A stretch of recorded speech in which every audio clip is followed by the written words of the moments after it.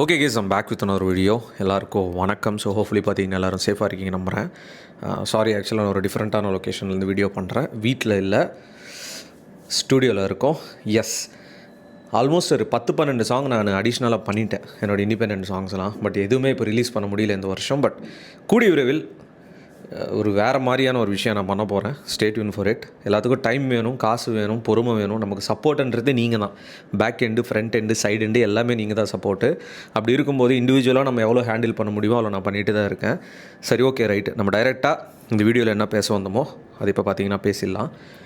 TVK இப்போ என்னென்னா, எது பண்ணாலும் ஒரு பெரிய பிரளயமாக தான் போகுது. ரீசெண்டாக அந்த எஸ்ஐஆர் பற்றி தளபதி ஒரு வீடியோ வெளியிட்டிருந்தார். நம்மளும் அதை பற்றி போட்டிருந்தோம். அண்ட் இன்ஃபேக்ட் சொல்லப்போனால் அந்த எஸ்ஐஆர் நான் ஃபில் பண்ணிட்டேன். அந்த வெப்சைட் லிங்க் நான் கொடுத்துருக்கேன். ரொம்ப ஈஸி ப்ராசஸ் தான். பட் என்ன ஒரே ஒரு ட்விஸ்ட்டுனா, உங்கள் ஓட்டர் ஐடியில் இருக்கிற பேரும் ஆதார் பேரும் ஒரே மாதிரி இருந்துச்சுன்னா ஆன்லைனில் ஈஸியாக பண்ணலாம். அப்படி இல்லை, அந்த லோக்கல் பிஎல்ஏ ஆஃபீஸர் யாருன்னு பார்த்துட்டு நீங்கள் ஃபார்ம் வாங்கிட்டு கூட சப்மிட் பண்ணிடலாம். அது ஒரு பெரிய மேட்டர் கிடையாது. இப்போ என்னென்னா, டிவிகே சைடில் இருந்து அந்த இனிஷியேட்டிவ் பார்த்திங்கன்னா வேறு மாதிரியான ஒரு ரிசல்ட். அத்தனை பேருக்கு இப்போ அவேர்னஸாக இருக்குது இன்னும் நியூஸ் சேனல்ஸ் போடுறத விட. ஸோ தளபதி விஜய் அவர்கள் இப்போ அந்த கேம்பெயின் அப்படின்றது வெளியே பண்ணலனாலும் this is a good approach to people. Social media use பண்ணி அவரோட எல்லா ப்ரொஃபைல்ஸில் போடுறது. இப்போ இதை போட்டதால் இது ஒரு பிரளயமான நியூஸாக தான் போது. நிறைய பேருக்கு அதோட இம்பார்ட்டன்ஸ் பார்த்திங்கன்னா தெரியுது. அடுத்த வருஷம் ஓட்டு போட முடியுமா முடியாதா அப்படின்னு சொல்லிட்டு. இதை எதிர்த்து டிவிகேல பார்த்திங்கன்னா ஒரு போராட்டம் மாதிரி பண்ணுறாங்க நேற்று நைட்லேருந்து. அதுக்கு ஆதரவாக பார்த்திங்கன்னா நிறைய பேர் பேசிட்டு இருக்காங்க. அதில் டிவிகேல இருக்கிற அந்த விர்ச்சுவல் வாரியர்ஸ், இந்த டிவிகே நண்பர்கள் அவ்வளோ அறிவாக அவ்வளோ சூப்பராக பார்த்திங்கன்னா பேசுகிறாங்க. எனக்கு பார்க்கும்போதே பார்த்திங்கன்னா அவ்வளோ சந்தோஷமாக இருந்துச்சு. அண்டு இப்போ அடுத்த கொஷின் என்னென்னா, டிவிகே அடுத்தது எப்போ இந்த ரோட் ஷோ பண்ண போகிறாங்க, அதுக்கான வாய்ப்புகள் இருக்கா? பிகாஸ் இன்னும் விழுப்புரம் பக்கமும் நிறைய ஏரியாஸ்க்கு வரணும். ராணிப்பேட்டு, ஆற்காடு, இதெல்லாம் ஆக்சுவலாக பண்ணுவார தளபதி. எலெக்ஷன்ஸ்க்கு இன்னும் டைம் இருக்குது. இதுக்கான பெர்மிஷன் கொடுப்பாங்களா அப்படின்னா, அதுக்கான ஒரு ஃபைனல் நோட்டீஸ் மாதிரி பார்த்திங்கன்னா தமிழ்நாடு அரசுக்கு சென்ட்ரல் கவர்மெண்ட் கொடுக்க போகிறதா பார்த்திங்கன்னா நான் கேள்விப்பட்டேன். இது எந்தளவுக்கு உண்மைன்னு தெரியல. நிறைய ரெஸ்ட்ரிக்ஷன்ஸோட மறுபடியும் இந்த ரோட் ஷோஸ்ன்றது கண்டினியூ பண்ணலாம்னு சொல்லிட்டு, வெறும் டிவிகேக்கு மட்டும் கிடையாது, என்னென்ன கட்சிகள் இருக்கோ எல்லா கட்சிகளுக்குமே பார்த்திங்கன்னா இது கொடுக்க போகிறதா பார்த்திங்கன்னா நான் கேள்விப்பட்டேன். Which is really nice. But Thalapathy மறுபடியும் ரோட் ஷோ பண்ணுவாரா, மறுபடியும் இந்த மாதிரி ஒரு விஷயங்கள்லாம் ஈடுபடுவாரா அப்படின்னு கேட்டிங்கன்னா அங்கே தான் இருக்குது பெரிய கொஷின் மார்க். ஆல்ரெடி மனுஷன் பார்த்தீங்கன்னா, இருங்க நான் ஒரு பொசிஷன் வந்துடுறேன், எனக்கு கை ரொம்ப ஒலிக்குது அம்மா. ஸோ ஆல்ரெடி பார்த்தீங்கன்னா தளபதி இப்போ இந்த கரூரில் நடந்த இன்சிடெண்ட்டுக்கே பார்த்தீங்கன்னா அவ்வளோ மீண்டு வெளியே வர முடியல. அதுதான் உண்மை. அப்படி இருக்கும்போது மறுபடியும் ஒரு ரோட் ஷோ ஏதாவது பார்த்திங்கன்னா சம்பவம் பண்ணுறதுக்குன்னு ஒரு டீம் இருக்கும். அந்த இடத்துல எதர்ச்சியாக நடக்குதோ பிளான்டாக நடக்குதோ அது வேறு விஷயம். மறுபடியும் ஏதாவது ஒரு ப்ரீ பிளான் பண்ணி ஏதாவது சின்ன ஆக்சிடென்ட்ஸ் நடக்கும், சில விஷயங்கள்லாம் நடக்கும். கம்ப்ளீட்டாக ஒரு அழிச்சின்னு தான் பார்க்குறாங்க. எனக்கு என்னென்னா, தளபதி இப்போ பார்க்கும்போது ஒரு அரசியல்வாதியாக பார்க்கும்போது மனுஷன் கம்ப்ளீட்டாக வேறு மாதிரி மாறிட்டாருங்க. அந்த சாமிங்லாம் அப்படியே தான் இருக்குது.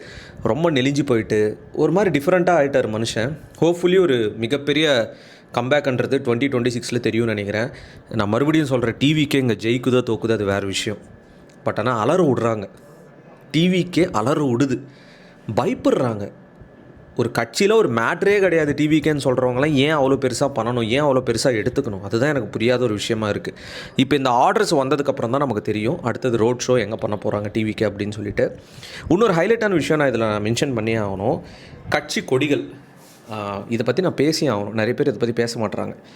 அதுக்கான பர்பஸ் என்னங்க? ஒரு கட்சி தலைவர் இது என்னோடய கட்சின்னு சொல்லிட்டு காரில் ஒரு கொடி வச்சுன்னு போகிறாரு.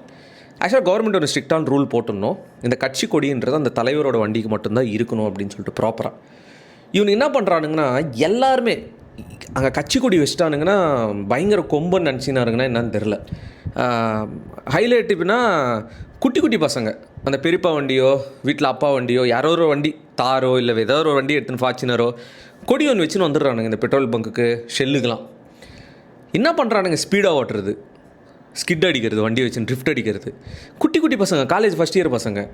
இதுக்கு இல்லை என்ன இந்த திமிரு காரணம்னா அந்த கொடி தான் காரணம். ஆக்சுவலாக இந்த கொடி கல்ச்சர் பார்த்திங்கன்னா கொஞ்சம் மாற்றி விட்டால் உண்மையாகவே நல்லாயிருக்கும். இதனால் பார்த்திங்கன்னா மக்களுக்கும் பிரச்சனை.